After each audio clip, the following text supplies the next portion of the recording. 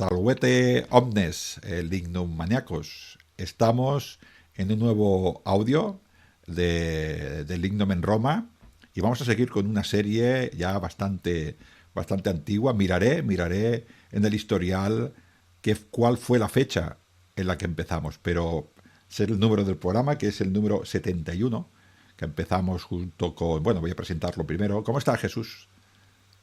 Muy bien. Aquí buenas y nocturnas tardes, ¿vale? Nocturnas tardes ya de invierno, pero aunque se alarga el día, ya me he puesto esta camiseta azul para indicar que ya no es tan oscura la noche, sino que tarda un poquito más. Y bueno, y este pingañillo azul también para ir a conjunto. Sí, sí, sí. Pero bueno, muy bien, muy bien. Yo encantado siempre de que me invites y que sigamos con esta maravillosa saga. Sí, sí, estás, como vamos a hablar del ejército, pues estás uniformado, es lo que toca, ¿no? Bueno, contigo, acuérdate, empezamos en el programa 71, que hablamos sobre el ejército, o cómo podría ser el ejército de la monarquía, del cual se sabe muy poco. Luego nos pasamos al 84, que hablamos con este primer cambio a las legiones de Camilo, que lo que sí que sabemos es que cambió al sistema manipular. Este de estas legiones proto-falanges, por decir algo, a estas primeras legiones, pues bueno, que trabajaban pues manípulos, ¿no? Luego tenemos otra gran fuente de información sobre esas legiones, muchísimo más adelante, que nos las describe Polibio, que es la época de las guerras púnicas, que hay otra evolución del ejército romano. Después del programa número 96, que fue el de las legiones de Polibio, tenemos las grandes reformas del gran general Cayo Mario, que sigue, pues por ejemplo, del Escipión Emiliano, pues ese es el hombre reformador. Yo creo que es una de las reformas más grandes, incorporando al proletariado, a personas que no tenían tierras, al ejército romano. Y después ya Augusto, pues yo creo que es el que acaba de rizar el rizo de esas legiones y empieza ya a fundar, o creo que crea ya estas legiones que conocemos tanto, ¿no? De las cohortes y de bueno, pues las típicas legiones que salen prácticamente en todas las películas de romanos, ¿no? Con esa lórica segmentada y tal. Y en este programa, que será el 124 del Lignum en Roma, vamos a hablar de justo después de Augusto y dijéramos hasta antes de llegar a los severos. Como este ejército es, creo yo, el ejército más potente que tuvo Roma, sin los anteriores y los posteriores ser potente. Yo creo que está invencible. La infraestructura que tenía era enorme. Y bueno, pues este ejército se fijó en los limes, se fijó en las fronteras, excepto un par de legiones, todas se fueron a la frontera y eso, bueno, pues tiene unas consecuencias. Y de esto vamos a hablar. Estamos hablando de los emperadores Julios, de Tiberio en adelante. Hay gente que incluye a Augusto como el primer emperador de Roma. Yo no lo considero así. No vamos a discutir por un nombre porque tenía muchísimo poder. Entonces, lo más parecido a un emperador que había era Augusto, aunque yo no quiera llamarle emperador. Yo creo que es el que sienta las bases, ¿no? Y a mí a esta parte del imperio, en vez de llamarle imperio o alto imperio, me gusta llamarlo principado, ¿no? Que es el gobierno de los princeps, de los primeros ciudadanos. Pero es igual, es una cuestión semántica y como yo no soy lingüista, pues tampoco vamos a entrar en ello, ¿no? Por eso es este ejército que fundó o que creó Augusto. Recordamos el último programa que hablamos de esto, que fue el 113, y hablamos pues cómo este hombre estabilizó las chasis, en este caso la flota, cómo creó una tropas en la misma Roma, pretorianos, guigiles y las cohortes urbanas, y cómo poquito a poco, durante la época de Augusto había muchos conflictos y los ejércitos se movían bastante, pero ya un poquitín después, poquito a poquito estos ejércitos se fueron yendo a los limes que conocemos, al limes en renano, al Rin, y se fue también al Danubio, y se fue también a la Partia, ¿no? Y podríamos decir más o menos que el 30% de las tropas pues estaban en este norte renano, el otro 30 estaba en el Danubio y el otro 30 estaba en la Partia. Había una legión en Hispania, algunas legiones en África y poco más adelante Claudio, cuando le da por conquistar Britania, pues allí pone tres. Pero bueno, más o menos aquí es lo que dijéramos estabiliza el imperio romano. Digamos que esta etapa que vamos a ver hoy es la etapa más canónica, o sea, lo que conocemos como el canon erróneamente, porque Roma es toda una evolución. Y es lo que hablé una vez con nuestro amigo también Sotochica, que la gente cuando hablaba de Roma ponía el canon en Augusto o en Trajano o en no sé qué. Y todo lo demás, lo que venía después, pues ya iba como, era decadencia, porque se aleja del canon, ¿no? Pero bueno, ahora mismo estamos hablando de esa época, lo que todos tenemos en mente, de todas las películas, mayoría de las películas que se hacen del Hollywood o de series que se han hecho en televisión. Bueno, la de Roma no, porque habla un poco de la época de Augusto, Julio César, tal, pero bueno, muchas otras, sobre todo las que se basan en esa Inglaterra, ¿no? Me parece que todo fue de allí, cuando era, entre comillas, el culo del mundo, en el mundo romano. Pero es la época canónica de todas estas grandes sagas de familias o de dinastías en la que, bueno, pues el ejército estaba en su culmen y en su apogeo, donde disfrutábamos ya de la Pax Romana interior, ¿no? Es decir, que no había guerras civiles entre, bueno, sí que hubo alguna, pero bueno, poquitos años. Y de esos grandes, lo que se llaman los grandes los 5 emperadores buenos, los Flavios antes, ¿no? O sea, la gran historia romana que autores posteriores pues han idealizado de una manera, pues, digamos, un poco romántica, ¿no? Pero sí que es verdad que coincidió un poco todo, ¿no? Coincidió el ejército estaba en una buena posición, la economía estaba en muy buen lugar también, había minas, el imperio se iba expandiendo, los libres estaban bien defendidos, el comercio también, las dinastías se aseguraban, los pueblos, las ciudades estaban bien integradas, ¿vale? Tenemos esa Hispania que está ultra romanizada, la península itálica, la Galia, o sea, digamos que parece como que va a durar, es un imperio que va a durar 1000, 2000, 3000, 4000 años, ¿no? O sea, en este momento es como ahora que nos estamos imaginando que lo que estamos viviendo nosotros, esta civilización, va a ser eterna, pero probablemente acabará tarde o temprano, ¿no? Sí. Entonces, es un poco esa sensación, ¿no? En ese momento estaría viviendo que cómo va a caer esto. Esto es imposible, no lo puedo asumir. Claro, estamos hablando, Augusto se supo vender muy bien y ya lo has dicho, estamos hablando de la Pax Romana, estamos hablando que desde Augusto en Actium, estamos hablando creo que es el 31 antes de Cristo, que tiene la última guerra civil, hasta Septimio Severo, hasta final del siglo II, solamente se produce una guerra civil entre romanos, que es en el 68-69, que es la guerra de los 4 emperadores con el cambio de dinastía, de la Julia a la Flavia. Todo lo demás son sucesiones pues bien hechas, bien planteadas y sin demasiados problemas. Aquel que hacía sombra al emperador acababa desapareciendo.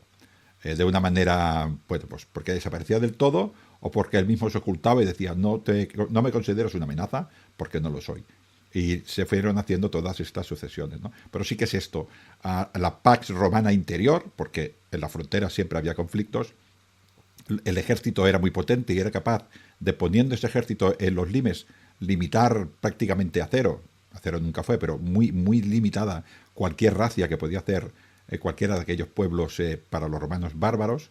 Luego nos viene una dinastía Julia, que si bien los emperadores son un poco, podríamos discutir en su gobierno en Roma, pero lo que sí que es en lo que es la estabilización del Estado lo hace bastante bien. Los Flavios también, incluso Domiciano, aunque no lo parezca. Y luego ya vienen los Ulpiauleos, que algunos le llaman Antoninos, que esto ya le llaman incluso el imperio humanístico. O sea que esto ya no solamente el imperio tiene estabilidad, sino que ya empiezan a ser hombres de paz. Imagínate un emperador que tiene el ejército, pues ya se venden como hombres de paz, ¿no? Y esto es así, ¿no? ¿Por qué sucede esto? Pues yo creo que sucede porque Roma encandila, Roma enamora, Roma, todo el mundo quiere ser romano. Por eso hay paz interior. No es solamente paz interior, porque Roma tiene unas legiones que nadie se puede oponer. Las personas que están dentro de lo que Roma considera su territorio quieren ser romanos. En general, habría como todo que no, ¿no? Pero en general quieren ser romanos. Y esto lo hace Augusto porque cuando Augusto, ya hablamos en otro programa, se encontró igual con, no sé, 60 legiones, las que fuera, se quedó en 28 o 30, pues estos 30 legiones de soldados, que estamos hablando de 30 por 5, 150.000 hombres, más o menos, los estableció. Y no los estableció de una manera tonta, los estableció haciendo colonias en lugares que él quería romanizar. ¿Y cómo romaniza Roma? Roma romaniza con ciudades. Con ciudades. Y lo que hacía era fundar ciudades en territorios conquistados, unos más temprano y otros más tarde, y esas ciudades vertebraban territorios. Esto lo hicieron los Julios, lo hicieron los Flavios, solamente que aquí en España, porque hablo de Hispania porque es lo que más conocemos, pero esto sucede en todos los territorios. Por ejemplo, los Julios hicieron muchas colonias, que en su nombre pone Iulia. Los Flavios hicieron muchas colonias también, y municipios, y también Trajano y los Sulpio también hicieron muchas colonias, ¿no? Así que no solamente estos emperadores lograron pues que Roma fuera fuerte, sino que se cohesionara por dentro de los programas, y los problemas estaban en el limes. Eso tiene una ventaja y tiene un inconveniente, ¿no? La ventaja es que tienes paz interior, pero sucede una cosa, Jesús, y es que los itálicos, que han sido los que han hecho grande a Roma, el limes está muy lejos. La amenaza ya no la sienten y se van despegando de esto. Así que sí que es verdad que los Julios consiguen esto. Adriano es una obsesión. Lo de Adriano, lo de cohesionar el imperio, es una obsesión. Tú sabes, como aficionada a la numismática, la cantidad de monedas que tiene él por todos los países que visitó, que creo, bueno, países, provincias en aquella época, que visitó para decirles, todos sois romanos. En Antioquía, en Tarraco, en la Galia y en Egipto, todos somos romanos. Sí, sí, sí, así es. Sí, sí. A ver, esta integración, estas colonias a ver, que empiezan bueno, a aparecer como setas, ¿no? Durante este periodo, aparte de esa integración del mar Mediterráneo, ¿no? Porque es un mar Mediterráneo completamente romano, eso hace que el comercio y la economía, pues sea algo solo dice ellos, eso, vamos, eso es vamos, yo creo que nadie lo tiene actualmente, ¿eh? Toda esa gran ventaja. Pero el tema de la integración territorial, con todas esas vías, con todos esos municipios, es algo que lo vemos y yo creo que no nos llegamos a dar cuenta, la gente en su mayoría, del avance de civilización que supone todo eso, porque encima eran ciudades que eran, como dices tú aquí, o como se suele decir, ¿no? Como pequeñas Romas, pero era algo tan inteligente, porque claro, a las gentes de las ciudades, a los de los municipios, a los bárbaros, por así decirlo, se les daba también la opción, o a través del ejército, o después del ejército, ya cuando eran ciudadanos, de ascender dentro del cursus honorum municipal o de la ciudad en la que estuvieran. Y eso creo que es algo que Roma siempre ha sabido hacer muy bien. Y algo muy inteligente, y que ha hecho que los propios indígenas, que a lo mejor en un principio serían hostiles, bueno, pues se convirtieran en los más romanos de los romanos, porque a quien no le gusta ser alguien en un estado poderoso, ¿no? Y yo creo que un poco la grandeza de todos esos municipios, todas esas colonias, es que no lo podemos asimilar, creo que del todo bien, ¿eh? Fue algo brutal. Sí, es una cosa que está hecha muy adrede. Roma tenía su clase senatorial. Ya hemos hablado aquí en Roma, en un pequeño programa, sobre esta clase de los decuriones, que eran estos peregrini que dices tú, que Roma los invitaba a través de la actividad política en sus municipios, en principio con ley latina, para ponerse a hacer ciudadanos romanos a través de sus propios méritos, de su mini cursus honorum, en estas ciudades que imitaban de una manera muy pequeñita a Roma.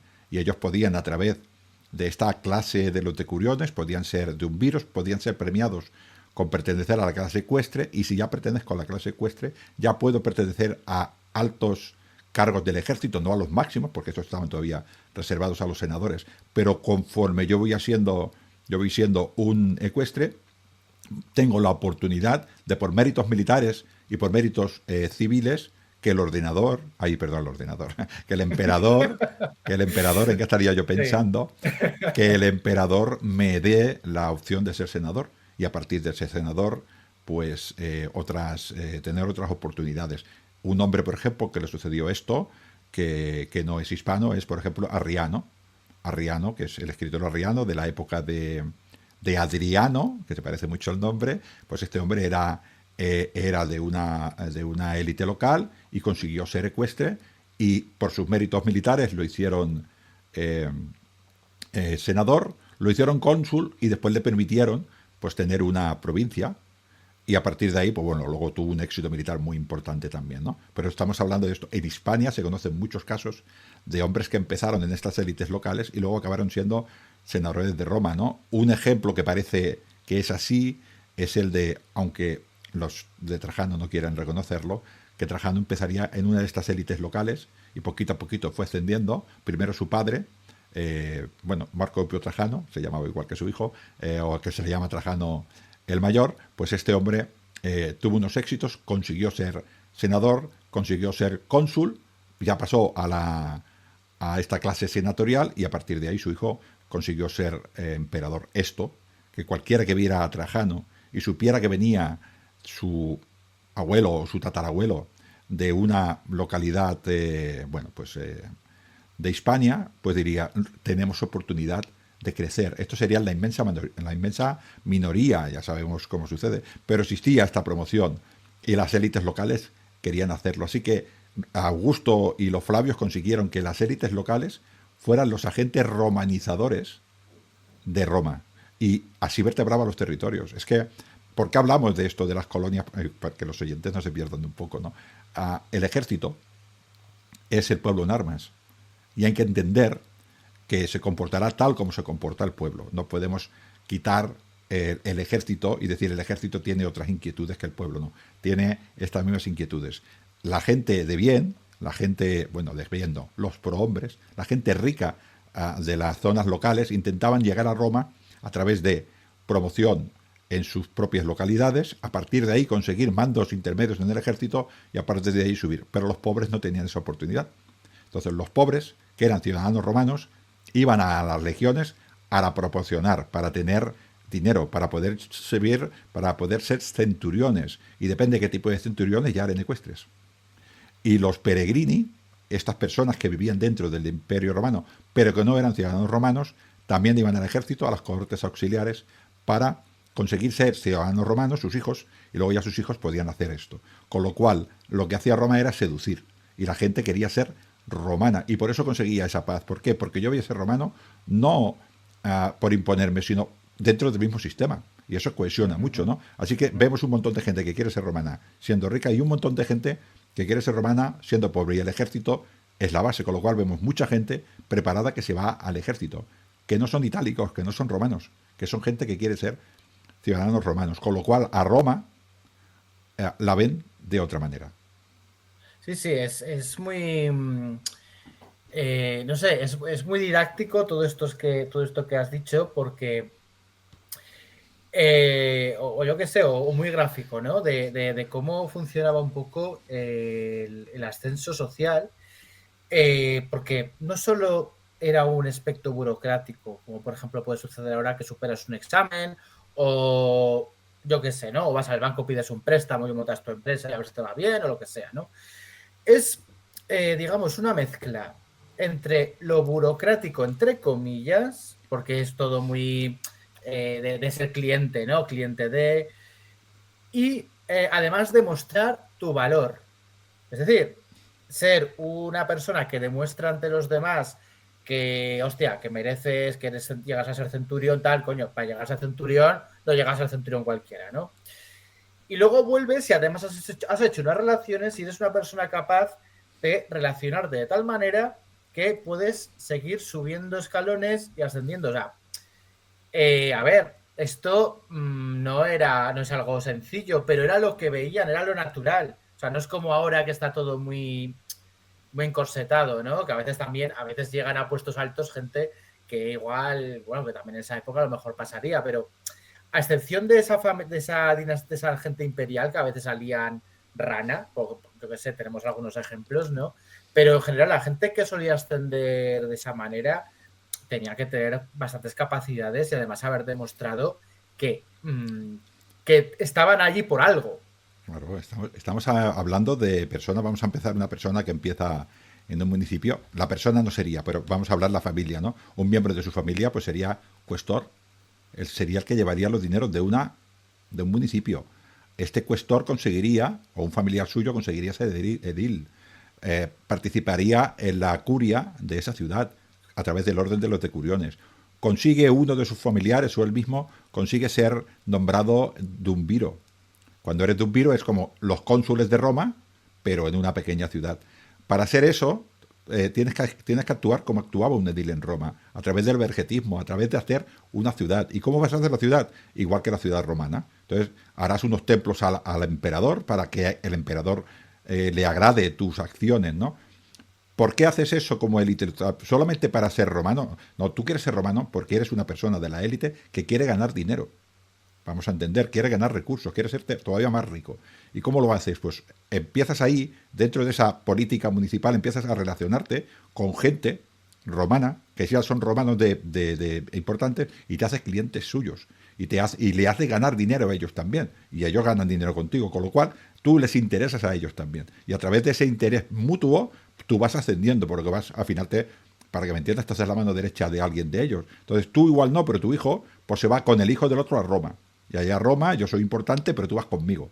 Y al final yo, pues te presento, porque yo tengo un tiempo en un cargo, pero después ya no me puedo presentar. Entonces presento a otro y presento a uno de los míos. Y así poquito a poquito voy ascendiendo. Entonces una persona que tenía una cierta renta en una ciudad, pasando por estos cargos, llega arriba. Claro, estos cargos le han preparado para muchas cosas.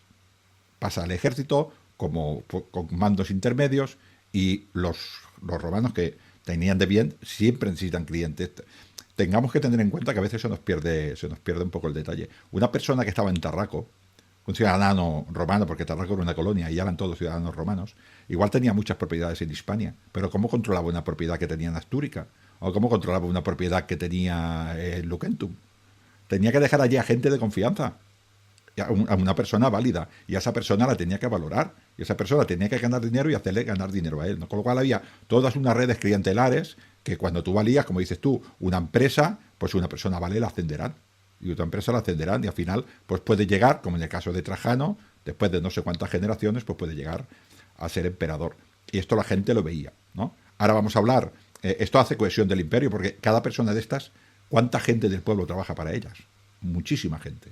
Con lo cual, a mí lo bonito de esto, Jesús, es que yo soy una persona de la clase de los decuriones, por ejemplo, se me aplica la ley latina, mis conciudadanos me eligen como de un viro y a través de esa elección consigo ser ciudadano romano. O sea, mis conciudadanos me han dado la oportunidad de ser ciudadano romano. Es enorme. O sea, te eligen para serlo. No todos, ¿eh? Pero muchos conseguían esto. Pero vamos a ir a hablar del ejército.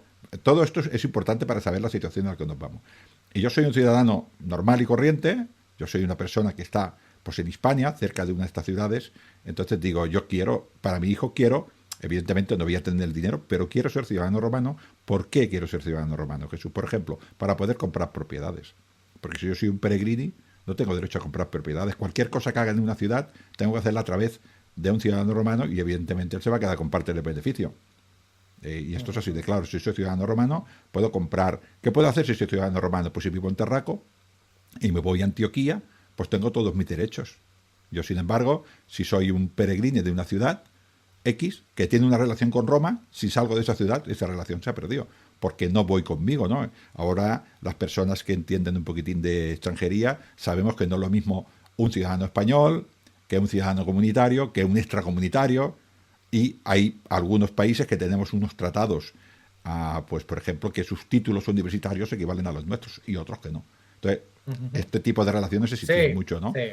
Pues entonces, este hombre quiere ir al ejército y se va a ir a los limes, exceptuando aquellos que tengan mucha suerte en Hispania, porque se vayan a la séptima Gémina, ¿no? Allí en el Castra Legionis, pero estos eran los pocos, porque claro, las demás regiones, bueno, si te tocaba en África, con la Augusta, pues tampoco tenían estos problemas, o con la que yo simulo, o con la que yo recreo, que es la Seconda Traiana Fortis, que estaba allí al lado de la Alejandría. Estas legiones, bueno, todavía con sus problemas, porque los Mauri, poca broma, pero bueno. Pero claro, si te meten en el, yo qué sé, en Panonia, o te meten en Moesia, o te meten allí en Vetera, pues ahí ya lo pasan más mal. Pero al final es donde va a ir la inmensa mayoría de las personas. Claro, pero lo pasas mal, perdona que te interrumpa, lo pasas mal, pero también hay más oportunidades. Sí, claro. Para ser centurión, claro, claro, porque te vas a jugar más la vida. Claro, No, hombre, y luego a lo mejor si te quedas a vivir allí, siempre la vida al lado del Limes te ofrece más oportunidades de comercio, o sea, más peligros también, pero...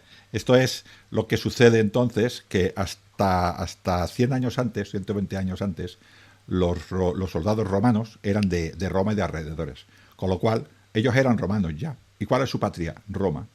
¿Y cuál era su ciudadanía? Roma. ¿Y cuál es su origen? Roma. No hay problema. Su origen, su patria y su ciudadanía coinciden. Esta gente no. Esta gente es una persona que nace en Hispania, su origen, su origo es Hispania, y luego se va a vivir a, vamos a decir, de algún sitio, bueno, al Castra Vetera, allá a la frontera fuerte de Germania, ¿no? El Rin. Y este hombre se va a ir allí, ese será su domicilio, ese es su domicilio. Pero cuando consiga pues licenciarse, pues será ciudadano romano. Así que el origen es uno, su domicilio es otro y su ciudadanía es otra. Pero es que además hay una patria ficticia que yo como hijo de militar la entiendo así. Por ejemplo, en mi casa, en mi caso, como hijo de militar, es el cuartel. Mi casa no era Badalona, mi casa era el cuartel, lo que le llaman el origo a castrum, o sea, una patria ficticia que nos hacemos nosotros, ¿no? Y esto los militares lo entienden bastante bien porque se mueven por diferentes sitios con su familia, ¿no? Entonces, lo que antes era muy claro, yo soy romano, ciudadano romano, nacido en Roma, mi casa es Roma, y voy a luchar por Roma, ahora ya no. Ahora yo soy originario, por ejemplo, de Hispania, me voy a servir a Panonia, consigo la ciudadanía romana, pero me siento, no sé cómo me sentiré. Puedo sentirme de cualquier manera. Hay una parte que nos une a todos, que son los dioses patrios. Yo tengo que rezar a Marte, yo tengo que rezar al emperador, yo tengo que rezar a Júpiter, a Minerva, a Victoria, a los dioses de la patria, a los dioses que rigen los destinos del ejército, pero cuando yo estoy en la intimidad de mi hogar, Roma no me exige que abandone mis dioses. Con lo cual, yo puedo ir en un campamento, puedo tener a personas que recen a Epona y a personas que recen a Mitra. Con lo cual, no son la misma nacionalidad, para que nos entendamos, aunque son todos romanos.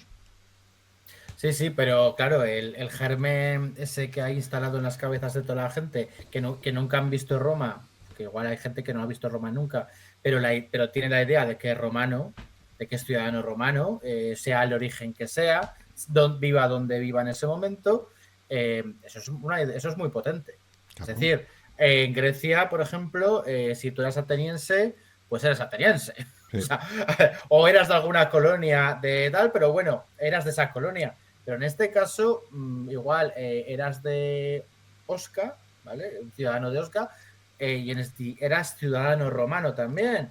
Y a veces no, pero porque creo que Osca era un municipio. Y entonces eras ciudadano romano, pero es que no habías nacido en Roma, igual no habías visto Roma en la vida, pero la idea de ciudadano romano, con sus leyes, o sea, con sus derechos, con su ejército, con su forma de ver el mundo, con la unión con los demás, porque claro, también eso es algo totalmente social, o sea, sin lo social no se entiende Roma.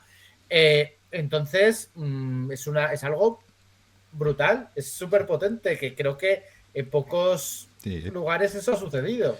Además, teniendo en cuenta que en el estamento militar, los bandos, evidentemente, sí que había un cierto clasismo en Roma, pero no había racismo. Lo que había era clasismo. Si tú eras rico, eras rico. Y si eras pobre, es igual la etnia. Esto es así, ¿no? Pero entendamos que desde el punto de vista del ejército romano, desde el punto de vista de un militar de bien, un militar que quiere que su ejército gane, lo que hace es apreciar la diversidad de las etnias, porque cada etnia tiene una técnica y unas tácticas diferentes, ¿no? Por decir un ejemplo, ¿no? Si yo tengo unos arqueros que me vienen de Creta, que son muy buenos, yo los aceptaré encantado. Y si me vienen unos honderos baleares, ya en esta época es difícil, pero si me hubieran venido estos honderos baleares, pues yo también los hubiera aceptado encantados. ¿Por qué? Porque aportan fuerza a mi ejército. Entonces yo haré porque se integren. Yo no los despreciaré, ni diré Claro, soy menos. fíjate, esto podría, para entenderlo bien, podríamos decir, por ejemplo, un pueblo en el que vengan de donde venga la gente y dice, no, no, no, tú tienes que luchar así y tienes que hacer las cosas así. Los romanos dicen, bien, nosotros hacemos esto, oye, pero nos viene muy bien que vosotros hagáis esto. O sea, es un poco Sí, la diferencia, ¿no? Que puede haber. sí, poco a poco. Primero Roma tiene su manera de luchar, pero los que no cambian son los ciudadanos romanos de pleno derecho, que son las legiones. Y las legiones son fuerzas de choque y si bien es cierto que la uniformidad que le damos, como dices tú, los cánones, parece que todos pistan igual, no es así exactamente, pero bueno, podríamos decir que hay una uniformidad muy cierta y que las legiones eran fuerzas de choque. Legiones de ciudadanos romanos de pleno derecho, los que iban con lóricas en ventata, con el scutum imperial, con la Galia itálica imperial. Después pues, bueno, el ejército romano evoluciona como evoluciona la sociedad, ¿no? Pero estas tropas que se alistan de fuera, pues unas son ligeras, otras son de proyectiles, otras son de caballería, diferentes tipos de caballería, y poquito a poquito se van incorporando unas unidades que hablaremos luego al final, que parece extraño que el ejército romano las tenga, pero el ejército romano las tiene porque tiene un enemigo enfrente y se tiene que adaptar. Entonces, nos encontramos un campamento como el de la primera itálica, por ejemplo, que está, lo que la conozco por el tema de mi primer libro del Lignum, y por ejemplo allá había una que era la Hispanorum Equitata, que era una unidad, una cohorte mixta de caballería y de infantería que era de Hispania, Hispanorum, y allí había hispanos. Y esos hispanos hablarían pues con los legionarios de la itálica, que eso sí que tenían que ser itálicos, tenían que ser, bueno, itálicos no, tenían que ser ciudadanos romanos, pero también hablarían con la gente del lugar, que eran, bueno, pues Moesia en aquella época, lo que ahora sería Bulgaria. Y también hablarían con otras unidades pues que venían igual de la Tracia, o que venían de la Galia, o que venían de Egipto, y estaban allí todos viviendo. Y todos, esa legión, al final, conviven los unos con los otros. Y yo me imagino a uno explicándole cosas de la diosa Isis, el otro explicándole cosas de Epona, el otro explicándole cosas de Mitra, y todos luego en el campo de batalla sirviendo a Júpiter. Sí, digamos que el viaje a estos lugares tan extraños de alguien de Hispania que acaba en Moesia o acaba, yo qué sé, en Asia Menor o donde fuera, claro, no le resulta tan extraño porque de alguna manera sigue estando en casa. O sea, sigue jugando un poco en casa, ¿no? No es lo mismo ir tú que en esa época, quiero decir, no ahora. Ir tú a esos lugares que, bueno, te vuelves loco porque todo es diferente, el idioma es diferente, todo es diferente. Y no hay nada cultural a lo mejor que se parezca demasiado a lo que tenías tú, ¿no? En cambio, si vas con las legiones, coño, estás yendo con un grupo de gente, mucha gente que es heterogénea en sus orígenes, vas a un sitio extraño, que cuidado, qué brutalidad, ¿eh? En esa época, ir de un punto a otro tan lejano debía ser para la persona, o sea, una transformación en algunos aspectos muy fuerte, ¿eh? Pero claro, pero tenías esa familiaridad de estar en ese grupo. Entonces ya la cosa, pues en la adaptación no es tan fuerte ya. Sí, bueno, tendría que ser una persona de campo de Hispania, una persona de campo, que también había itálicos, pero cada vez menos, que se presentara de golpe en un sitio donde había 5.000 y pico de sus camaradas que los considerábamos suyos, pero había otros 5.000 y pico de personas, cada uno de sus padres y su madre, que hablaban entre sí idiomas diferentes, aunque luego se dirigían en latín al ejército, o sea, el idioma del castra, el idioma del campamento romano, lo que son las paredes, aquello era un mundo militar, y allí mandaba el latín y mandaba el ejército y la disciplina, pero cuando salían fuera, ya hemos hablado muchas veces el Lignum en Roma, estaba la vida civil de ese soldado. Y en esa vida civil de ese soldado había, entre otras cosas, por ejemplo, las familias alegales, al principio, luego ya al final con Sextino Severo ya eran legales, pero que estaban esas familias. Y cada familia, las personas se tienen que imaginar que en estos canabae había mercados cada 8 días, porque los mercados era donde se vendían los excedentes y donde yo iba a comprar lo que me hacía falta. Entonces, cada cierto tiempo se organizaban los mercados. Y en esos mercados tendríamos a mujeres y a hombres que vestirían como se vestían en su casa. Habría personas con túnica, pero habría personas con aspecto egipcio, y habría personas con aspecto, con el gorro oficio, y habría personas con aspecto galo, porque están de civil. Entonces, algunos evidentemente se romanizarían más que otros, pero estamos hablando de un mercado y de un lugar totalmente heterogéneo, muy parecido a las ciudades cosmopolitas que tenemos ahora. No es un mercado romano que, en principio, por ejemplo, en el siglo III antes de Cristo, los romanos iban con toga y los esclavos iban con túnica sucia y raída, ¿no? No, aquí estamos hablando de una cosa que es multicultural. Y lo sucede que ese hombre que ha ido allí, que es lo importante creo de este programa, lo básico de este programa, ese hombre que ha ido allí, que ha salido de Hispania, pues ha encontrado allí a una mujer. El padre de esa mujer ha dicho, este hombre va a ganar 1.200 estercios, o 900 en caso de los hombres auxiliares, que para ellos era una burrada, porque vivían en supervivencia. Entonces se había encandilado de esa hija, el padre le daba a la hija, ya tenían nietos en común, con lo cual ya era cotidiano en la vida de este soldado. ¿Qué iba a hacer el hijo de ese soldado, que ya era ciudadano romano? Pues lo que iba a hacer es ir al ejército. Pero es que la casa de ese niño, de ese hijo, ya no era ni Hispania, ni era Roma, era el campamento. Era una nueva patria, que es Origo Castro, que era ese campamento.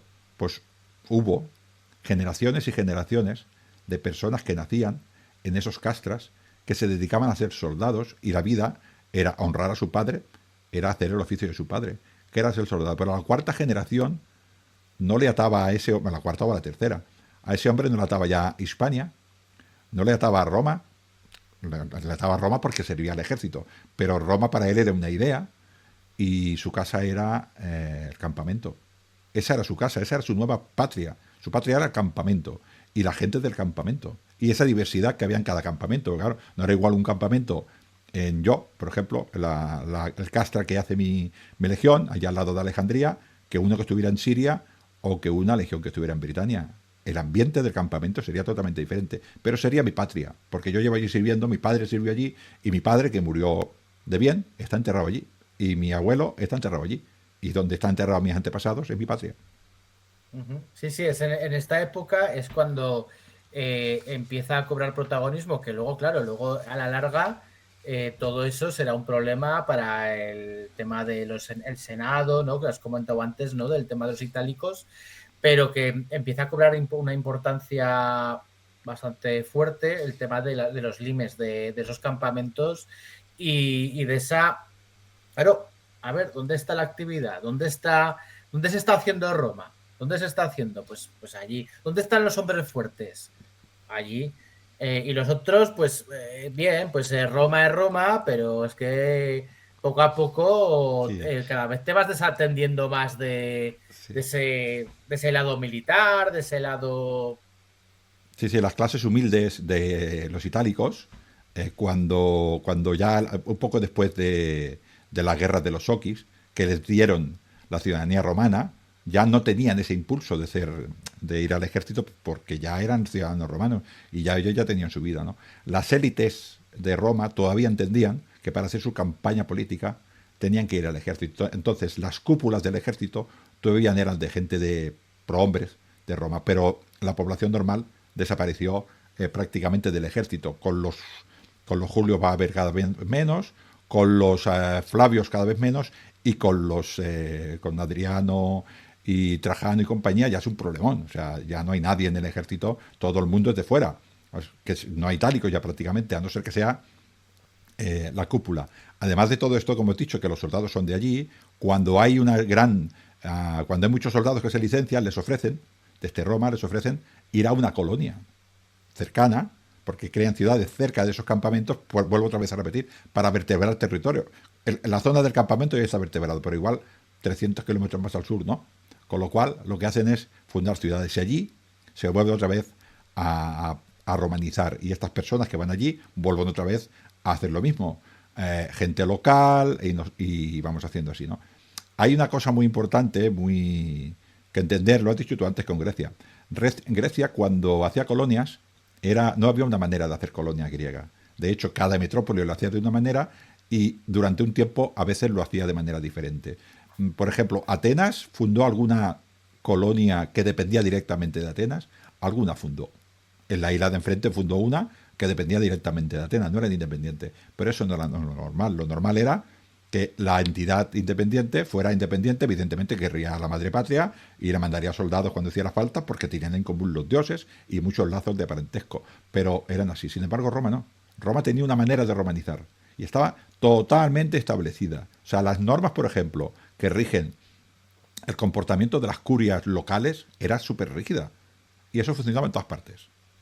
Entendemos, ¿no? Entonces, todas las ciudades, en todas partes, cambiando el tiempo, ¿no? Pero con el tiempo, si son coetáneos en el tiempo, se hacían exactamente igual. Entonces, esta manera de colonizar a base de ciudades y esta manera de... No creo que lo hicieran tanto aposta los soldados en el Limes.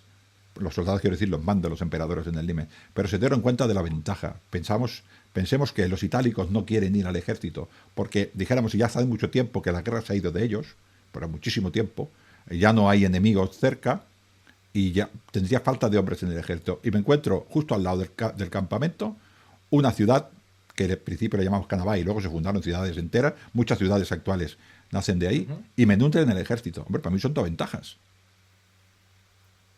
Claro, a ver, son ventajas. Lo que pasa que de alguna manera, si tú te acomodas a este modelo exitoso, a la larga esto no es eterno. No. Entonces, si como hizo Adriano, que claro, nos dice, no, Adriano hizo muy bien, hizo bien en ciertas cosas, pero también es verdad que Roma se estancó a la hora de extenderse.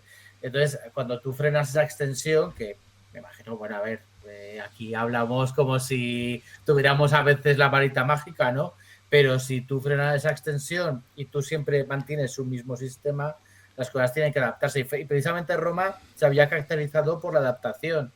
Y yo creo que allí, pues bueno, entre los recursos que ya poco a poco iban siendo más pequeños, que la gente había muchas bocas que alimentar, que no te extendías, que los demás iban viendo un poco esa debilidad claro, o sea, yo creo que allí también está su fuerte, pero también lo que dice, ¿no? Morir de éxito, ¿no? O de alguna manera, ¿no? Podríamos decir. Bueno, todavía Roma es demasiado fuerte como para que esto se note de una manera exagerada. Yo lo que veo que en estos años lo que sucede es que el ejército que antes era la patria era Roma.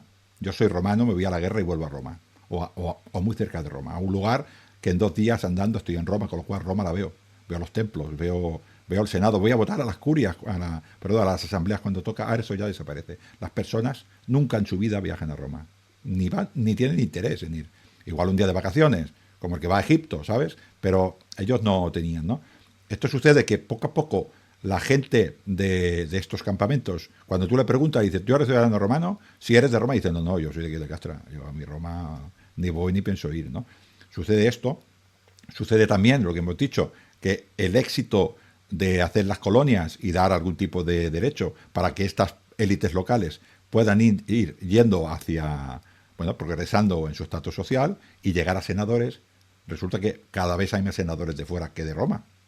Con lo cual el Senado de Roma ya no es ese Senado aristocrático que entiende a Roma de una manera, sino ya empezamos a ver, pues claro, no puede entender Lucio de Cinosura, no puede entender, que es un senador hispano muy importante de la época de Trajano, no puede entender Roma como Catón el Viejo.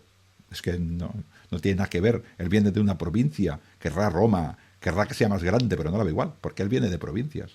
Y el otro el otro nació al lado de Roma, Tusculum, y murió allí, al lado de Roma. O sea, con lo cual, vamos que estamos haciendo estas cosas, ¿no? Claro, ¿qué pasa? Tenemos a los senadores y tenemos a estas élites locales que vienen, ¿vale? Que se convierten en ecuestres. Y a los propios ecuestres de Italia, ecuestres quiere decir gente que no son senadores, pero que tienen dinero para jartar, que sería la palabra técnica académica, o sea, tienen dinero para jartar, pues estos también quieren parte del pastel. ¿Y qué hacen? Pues pedir parte del pastel. Y al final, ese poder que estaban concentrados los senadores, que hacía que los senadores de Roma, que los senadores nacidos en Roma, fueran al ejército y se interesaran por la vida política, estamos empezando que hay mucha competencia y cada vez les es más difícil y llega un momento que ya no es que les sea difícil, es que ya ni les interesa, porque ellos prefieren, pues ganar dinero, ¿no? Intentaron algunas cosas para evitar eso, por ejemplo, creo que fue Claudio, que me perdonen los oyentes si no fue Claudio, pero creo que fue en julio, que dijo, para ser senador romano tienes que tener 1,2 de propiedades en Italia. Para decir, a ver si podemos conservar los italianos. Pero claro, es que había gente de fuera que tenía tanto dinero que es que compraba. Lo única cosa que pasó, que hubo una inflación enorme en los terrenos, pero bueno, ¿qué le vamos a hacer? Es lo que hay. Sí, sí, sí, sí, sí. Sí, sí. A ver, de hecho, me parece que es con César y con Augusto, ¿no? Que se da mucho poder a esta clase ecuestre, ¿no? Para precisamente para que lo legitimen, ¿no? Para tener esa fuerza, ¿vale? Porque claro, los senadores, ellos son la competencia, ¿eh? Claro. Son la competencia. Entonces, tienes que tener a todo esto. Sí, claro, la clase ecuestre es también en esta época del Alto Imperio donde, bueno, pues donde va a tomar ese protagonismo, incluso, bueno, pues que les van a confiar provincias, por ejemplo, me parece Egipto, ¿no? Egipto es Egipto, sí, una sí. provincia que va a estar gobernada o gestionada no por la clase, por ningún senador, sino por alguien de la clase ecuestre. O sea, va a confiar, los emperadores van a confiar más en esto, porque claro, los senadores, cuidado, No, que es no. que Egipto es una parte muy poderosa del territorio, entonces no puedes poner ahí a alguien que te puede robar esa parte del pastel y hacerse fuerte. Sí, sí, además le dieron Egipto, le dieron la guarnición de Roma, los pretorianos, le dieron también los bugiles, la guardia pretoriana, ay, perdón, las cortes urbanas, sí que es cierto que pertenecían al Senado, pero eran tres, eran minoría. Bueno, con el tiempo fueron variando, pero eran siempre minoría, ¿no? En este aspecto, ¿no? Y luego le dieron muchos cargos imperiales y le dieron mucho poder. Este Senado, que dijéramos que fue lo que impulsó la grandeza de Roma, porque en el Senado estaban las grandes familias de Roma, que de su dinero, porque Roma no tenía un erario hasta que no llegó, dijéramos, el imperio. Roma sí que tenía unos dineros, pero era nada, era la gente que iba a la guerra la que ponía dinero. O sea, poquito a poquito se fue desencantando. Algunos emperadores hicieron esta ficción de decir, os tengo en cuenta, senadores, vosotros habláis en el Senado, yo os tengo en cuenta, yo tengo derecho a veto, la tribunita de protestas, pero os tengo en cuenta, ¿qué opináis de estas cosas? Entonces él era como un consejo, como el primer Senado, este consejo de sabios que pues un poquitín intervenían con el emperador para orientarle. Nosotros somos la gente que sabe cómo funciona esto, tú, pues bueno, pues nos tienes en cuenta. Pero existía paralelamente a eso el Concilium Principes, ¿no? El concilio del Princeps, que era unas personas, un pseudo, como diría yo, un consejo de sabios más pequeñito que tenía el emperador. Y este consejo, Pero quizá más influyente, ¿no? claro, Que el propio poquito a Senado. poquito, pues siendo más influyente y el Senado cada vez menos, con lo cual el desapego del Senado pues se fue yendo. El Senado quedó como una cámara que era prestigiosa. Si llegara a senador te daba prestigio y además era imprescindible para que después te consideran cónsul. Y después del consulado pues podías ir a las provincias. O sea, la gente de muy alta élite romana todavía le interesaba ser senador, pero no porque hacían el Senado, sino porque era un paso. O sea, tenía que ir al ejército, tenía que ser senador, luego sería cónsul y luego le darían un proconsulado o un propretorado, depende de dónde llegaras, y te daban una provincia y ahí te enriquecías. Esto era lo que te interesaba. Pero Roma ya, el Senado ya no tanto, porque esto ya dependía del emperador. Imagínate las élites locales de Roma que se desentienden, los grandes poderosos, los grandes terratenientes, una nueva clase ecuestre romana y de fuera que quiere coger el poder, y tenemos al ejército que cada vez se mate fuera. O sea, que se masca la tragedia. O sea, todavía no, porque Roma es muy potente, pero esto es lo que va sucediendo. Esto, yo siempre le llamo que en esta época se consiguió lo que se llama el desapego. O sea, las personas, me gusta mucho la película esta de Gladiador, cuando dice Roma es la luz, ¿sabes? Cuando está muriendo el Marco Aurelio, ¿no? Y Sí, al décimo le dice, el pseudo Marco Aurelio, ¿no? bueno, sí, pero que le Sí, dice sí, Roma es la sí. luz, y el otro le dice, tú no sabes lo que es Roma. Y el otro no sabe lo que es Roma. Es una idea, es una idea. Yo es que no sé qué idea tendría una persona de Chanten, una persona de Panonia, una persona bueno, de estas legiones que no ha oído nunca. ¿Qué idea tendría de Roma? La tendría idealizado, no sabría. Igual se Hombre, pensaba que los dioses claro, vivían en las calles. claro. Es que no lo sabía. A ver, tú cuando eres un niño y te dicen, bueno, por ejemplo, yo cuando era un crío y me decía Nueva York, ¿vale? O Uh, Madrid, Madrid. O Barcelona, ¿vale? Yo que soy de una ciudad pequeña.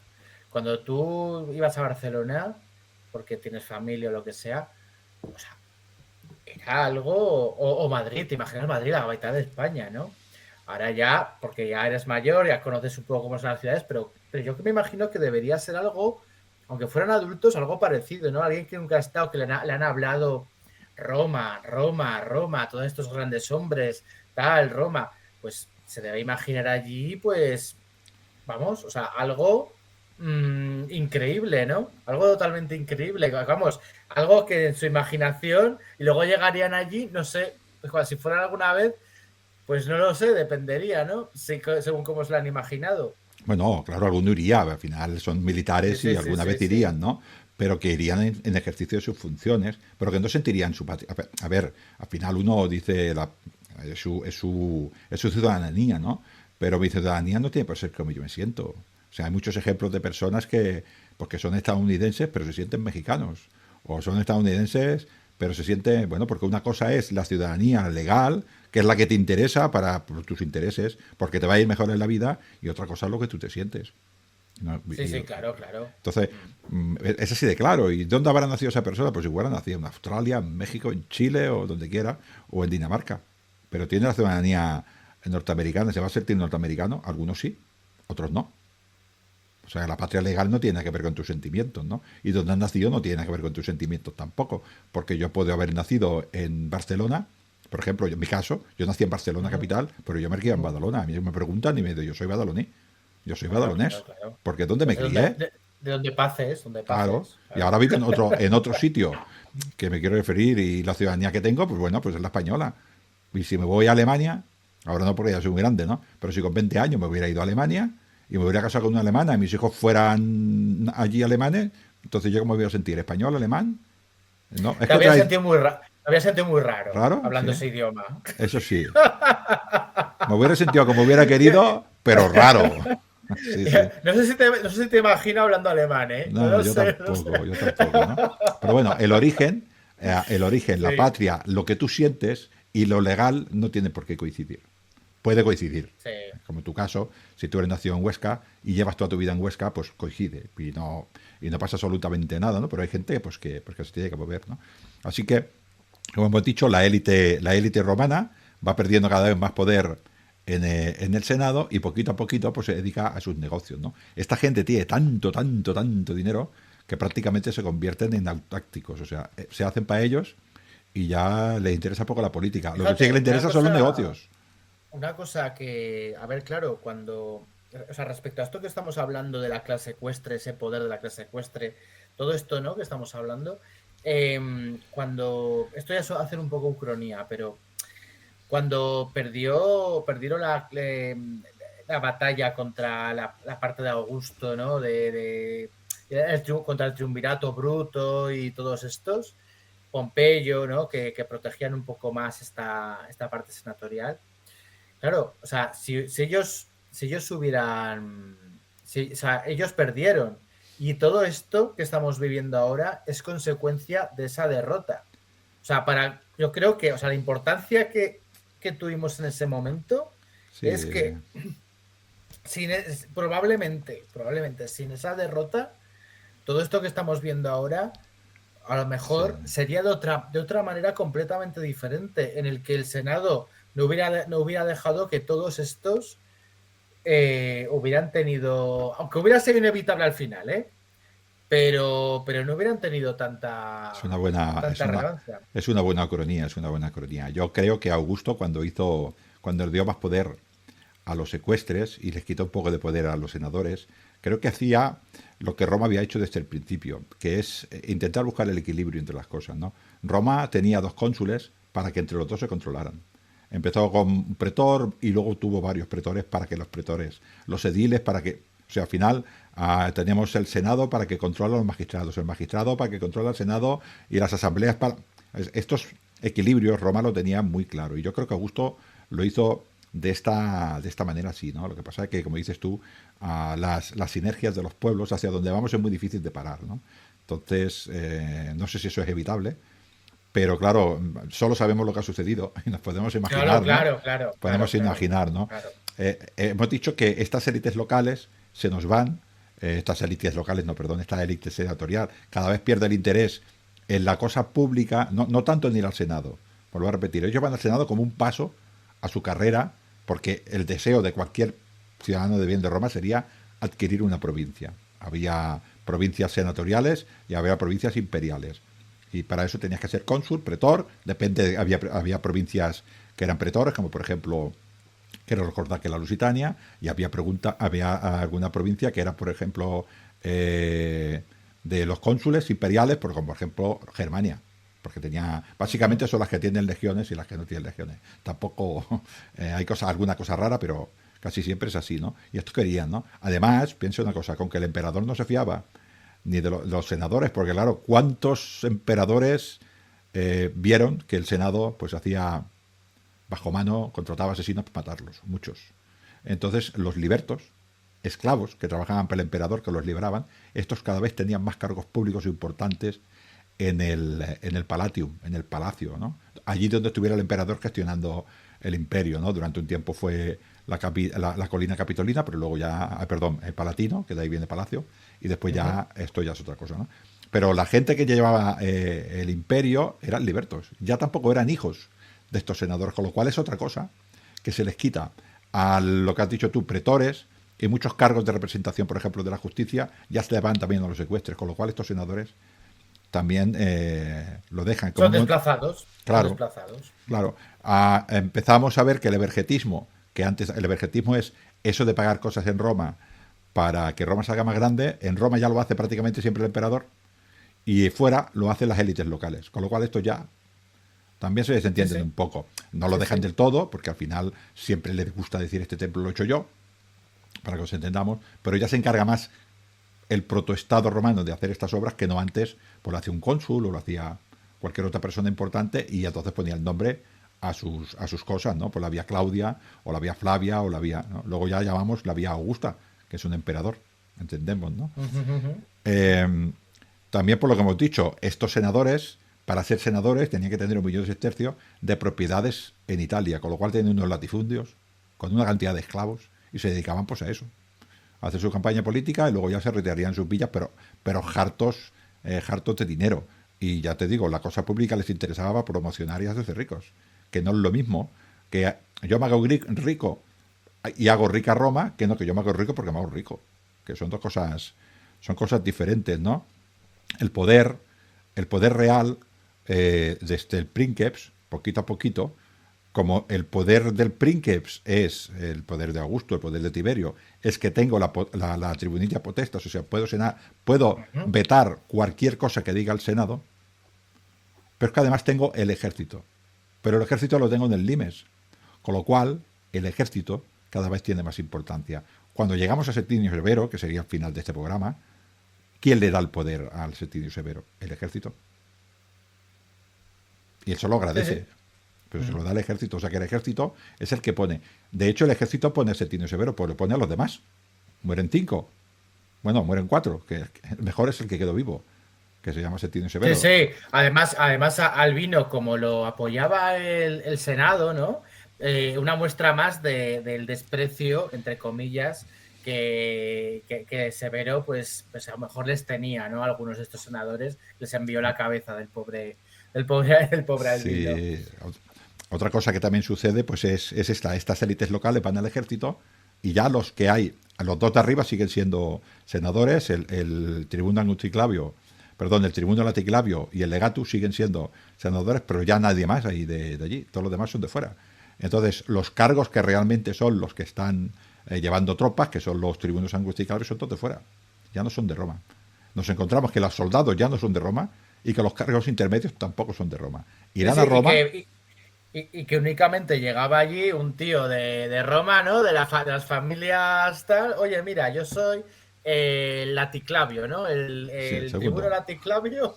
Oye, enseñadme esto que no me ubico. Bueno, esto también, pero bueno, estamos viendo que el ejército se desconecta de Roma, pero las élites romanas también se desconectan de Roma.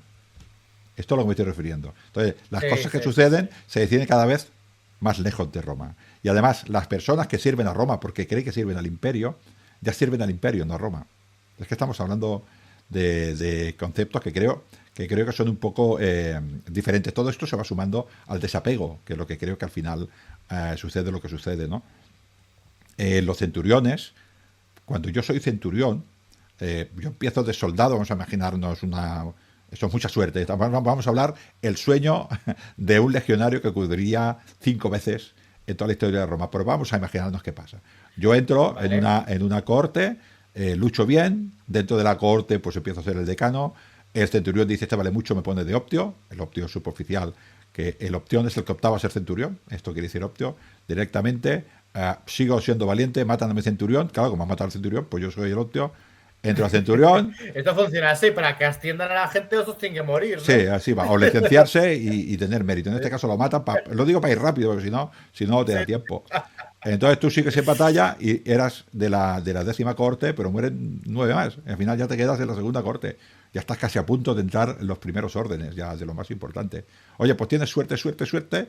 Uno de esos se jubila y ya entras. Y ya estás en la clase ecuestre. ¿Sabes? Y vas y te haces un primus, o sea, el centurión de todos los centuriones.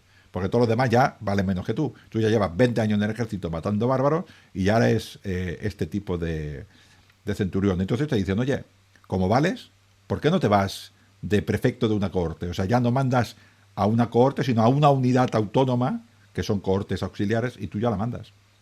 Pero es que no has pasado por Roma. Y has llegado a Ecuestre. Estamos hablando, Sí, sí. pasará Sí, sí, pocas sí. veces, pero pasó. Ujú. Entendemos, ¿no? Sí, sí, Entonces, sí, ¿este sí, que le sí, debe sí, a sí. Roma? A la ciudad de Roma, ¿Hablo? Al imperio sí, pero este no. Una de las cosas que hizo Septimio Severo, lo digo como curiosidad, es que obligó a la gente que tenía que ir a los prefectos de estas cortes a pasar por Roma.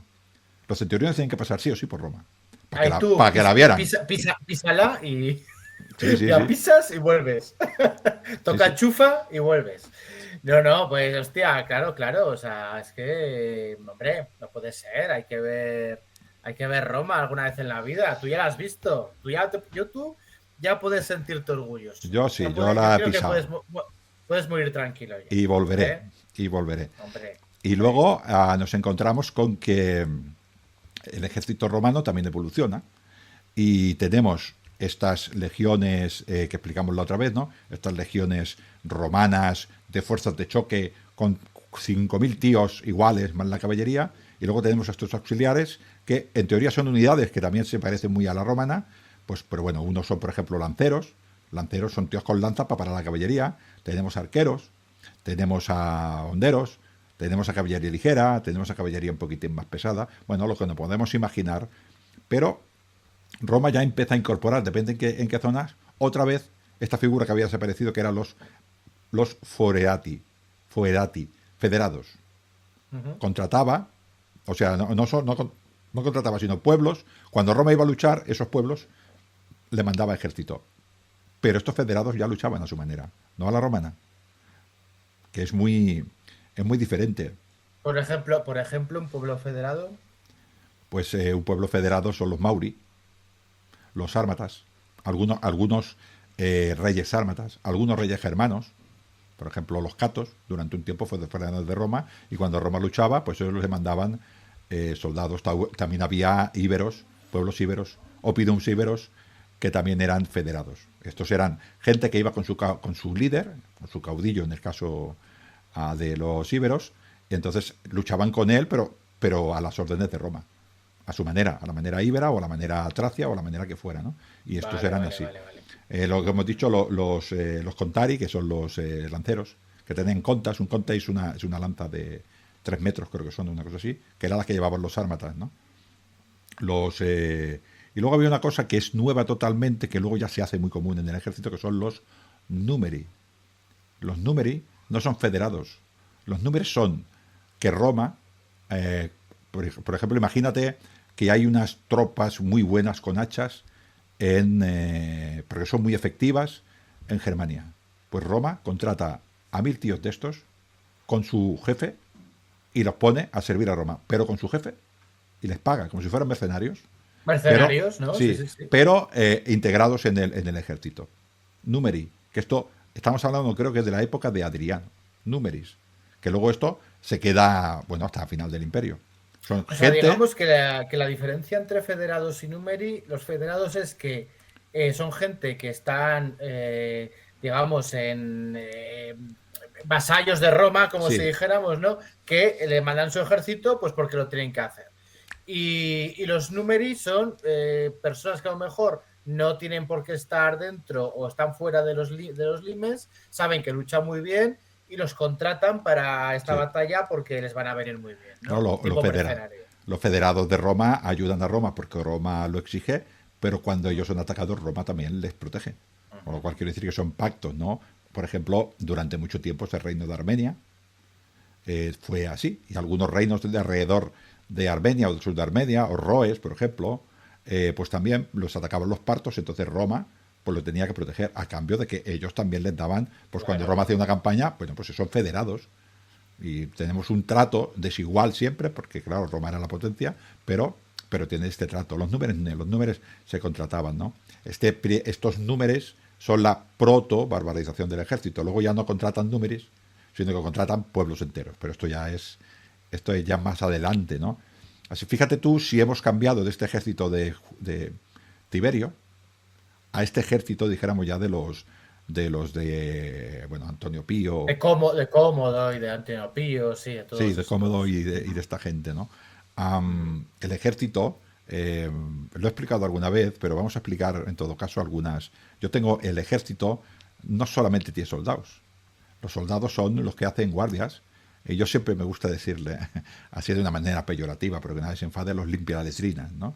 Había gente pues que servía en el ejército y solo sabía hacer guardias. Y igual ese hombre así ya era feliz, porque él hacía las guardias y cuando dejaba el escudo en su garito de su barracón, pues se iba a su casa y se olvidaba de todo. Dice, vale, sí, yo hago muchas guardias, pero ¿qué responsabilidad tengo?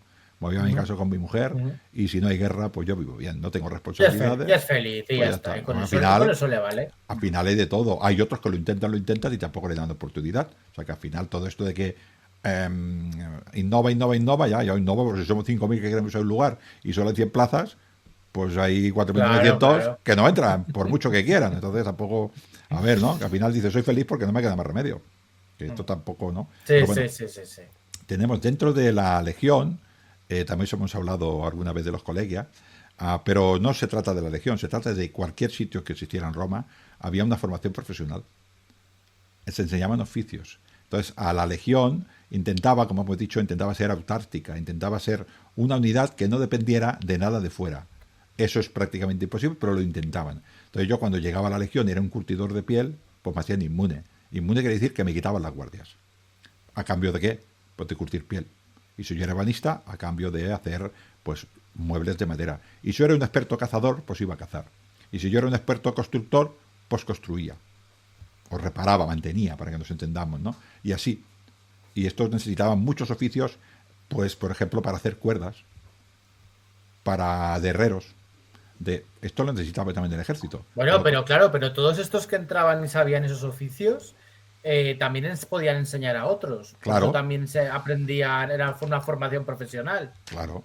Todos estos que tenían alguna inquietud cuando llegaban al ejército y querían de alguna manera profesional, pues se presentaban ante estas personas intentando decir yo valgo, enséñame. Y estos pues elegirían a los que ellos creían mejor o algún enchufado, que en Roma nunca hubo enchufado, ya sabes que no ha pasado eso nunca, No, no, no se conoce caso, a ver, ahí había concurso oposición, o sea, siempre, eso está siempre, claro. no ha pasado nunca, ¿no? Y bueno, pues por ejemplo, teníamos unas especialidades que son los actari, que de ahí viene la palabra acta, que era gente que apuntaba todo lo que pasaba. Estamos hablando de un ejército que tiene 5.400 hombres y que tiene 1.000 y pico de animales.